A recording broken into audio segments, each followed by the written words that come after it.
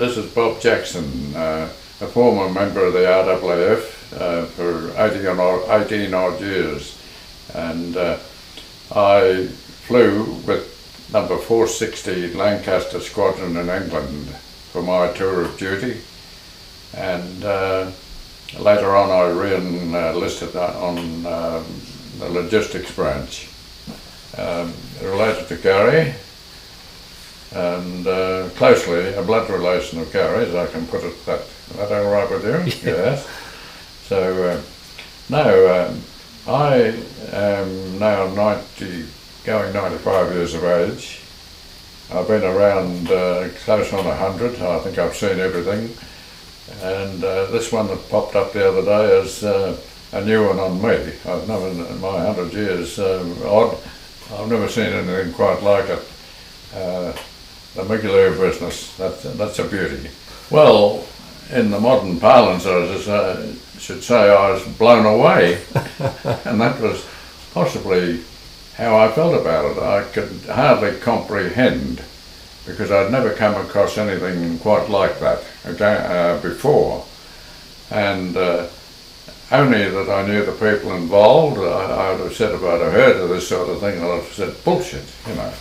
But I know very well that it's all fair and above board, and I suppose to see a dog in action like that,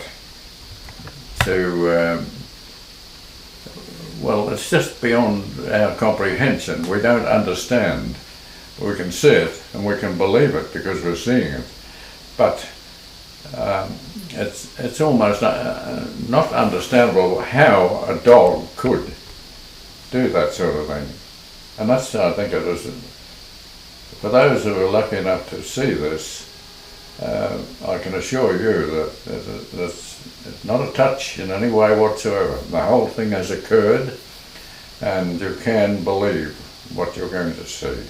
I feel that it's doing justice to the dog and to Gary. Well, there's a whole world out there, and there's, I suppose,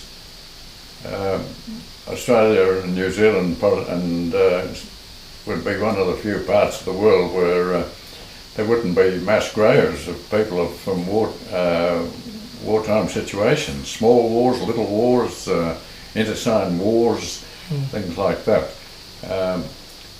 I think it would, to cover the whole thing, you'd probably need 100 dogs.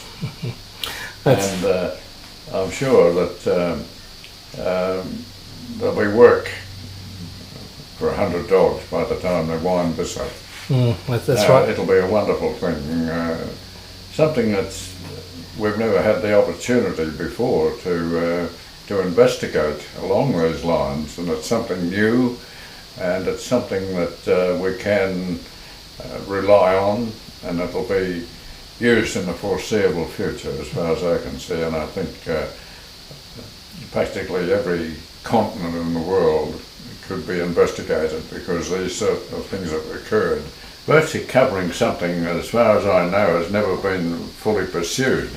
There is a call for it, for this resource, and sooner it's brought to light, I think that is going to prove beneficial to the world in general, as a lot of people would have their minds put at rest if this can be established, that they are identified. You can imagine even 70 years on, there are, well, not too many of the old survivors, like fudgers like me, I suppose, is around about that time, but as probably a third generation coming on are still interested, and they would be satisfied to think that some, what we say, closure could be brought to it.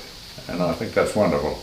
If they can be satisfied in their minds that things are happening, and I think it's a resource that's going to benefit everybody in the long run. Getting back to the very fact that this resource now is going to be used, I think that's marvellous. And everybody from the Prime Minister right down to the Joe Blow like myself. I think we should get behind this.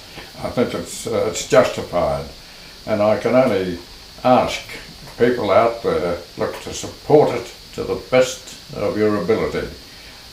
It will require resources, and for people to come along to the party and to set a thing up like this, it's going to cost money, and I think you would be rewarded in as much if you were to support it, and I beg you to support it, because, as I say, it's an asset that will benefit mankind, and I can't say more than that really.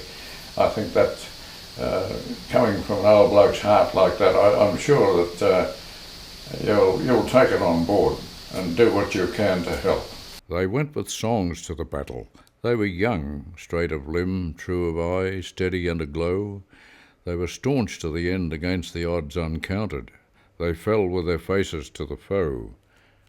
As the stars that shall be bright when we are dust, moving in marches upon the heavenly plain, as the stars that are starry in the time of our darkness, to the end they remain. They shall grow not old as we that are left grow old. Age shall not weary them, nor the years condemn. At the going down of the sun, and in the morning, we will remember them.